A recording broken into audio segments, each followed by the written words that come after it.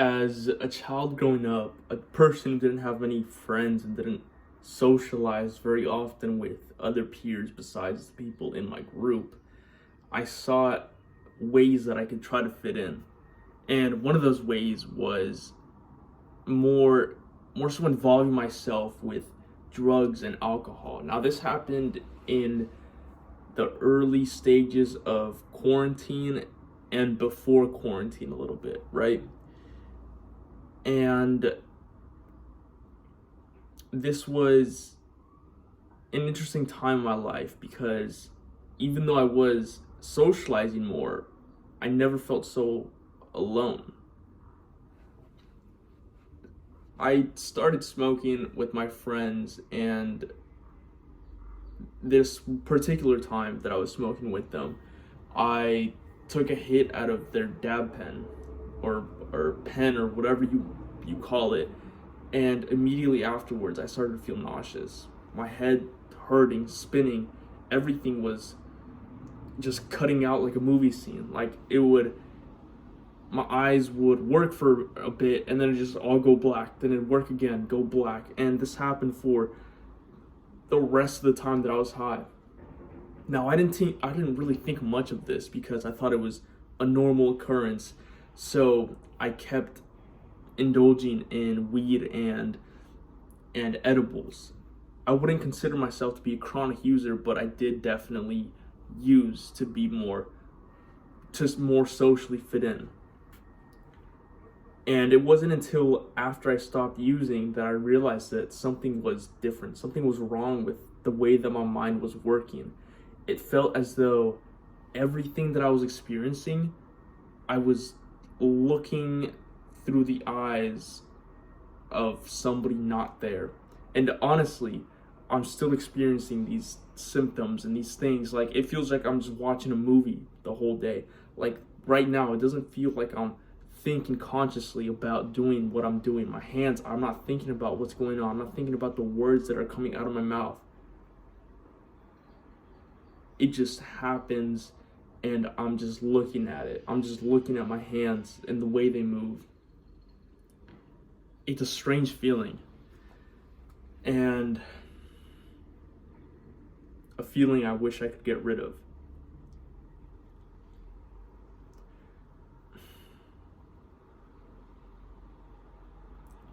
Over the last couple of months, however, as I started getting more and more involved into my self-improvement journey, I noticed that the more that my mental health was bettering and becoming more well-rounded, I noticed that it had a direct correlation with how my depersonalization and derealization was going. And I knew that if I kept going at it, it would eventually get better and eventually stop, right? That was never the case though. I'm still struggling with these symptoms even years afterwards. These episodes, like the start happened in more so sophomore year.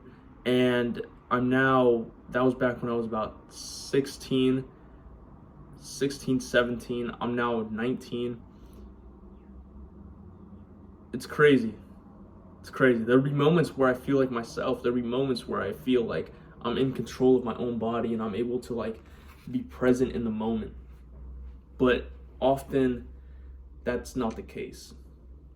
Often I feel lonely and I have thoughts about why is this happening to me? Is this real? What is going on? Is anybody else experiencing what I'm experiencing?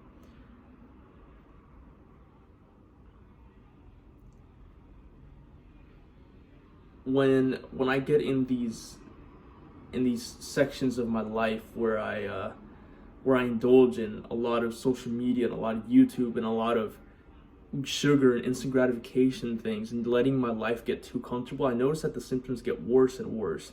And the more that I get out of my comfort zone, spend time in nature, I feel the symptoms getting better, especially being out in nature.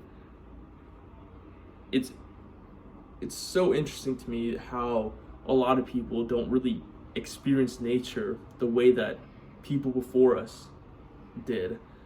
For example, you go out in nature and you're constantly distracted. You have your phone on you vibrating, and people are sending you messages. You have music in your ears. You're never fully present in the moment. I think next time you go for a walk, I suggest you try a little more to be more mindful. So just leave your phone in your backpack or wherever, and don't listen to music. Really look at the trees. Look at the trees for what they are. They are life. Look at the grass. Touch the grass. You have to remember that you are real. You are real, okay? I wish somebody had told me that when I was at the peak of my derealization and depersonalization, that I was real. I think that would have made my progress go a lot faster. And I'm hoping that if anyone listens to this, that it makes their derealization better. Self-improvement was a key step in my progression to bettering my symptoms. And that's why I'm making this video, because I do want to make it be known that there is a very direct correlation between your mental health and derealization and the symptoms that come with it.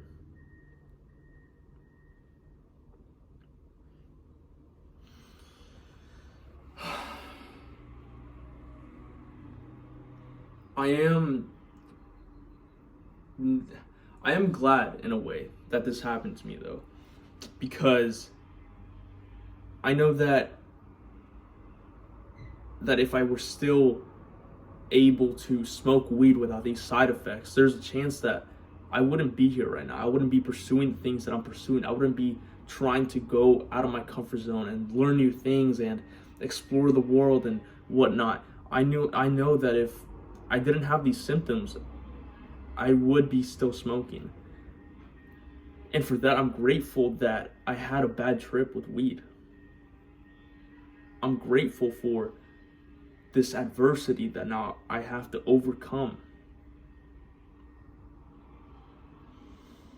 Yes, it sucks, but at the end of the day, I am real. You are real. We're all just living in this world, and you really have to be living in it to experience it. You can't live in a world where everything happens digitally. You can't be focused on other people's lives. No, you have to focus on your life. You have to strive to be better. Be better every day. And that way, your symptoms go away. At least it did for me. Now, there are still days where I'm not feeling it, I'm not feeling good. I still do whatever I need to do, but I do feel that the symptoms do spike on those days. Now, I don't know if this is ever going to be gone completely, my symptoms or derealization in general, but whatever happens, I know that this journey is meant for me, and this is just another obstacle that I do have to overcome.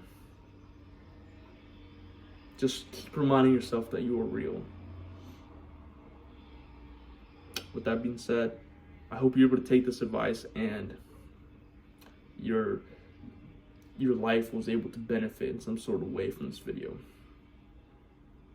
Good luck.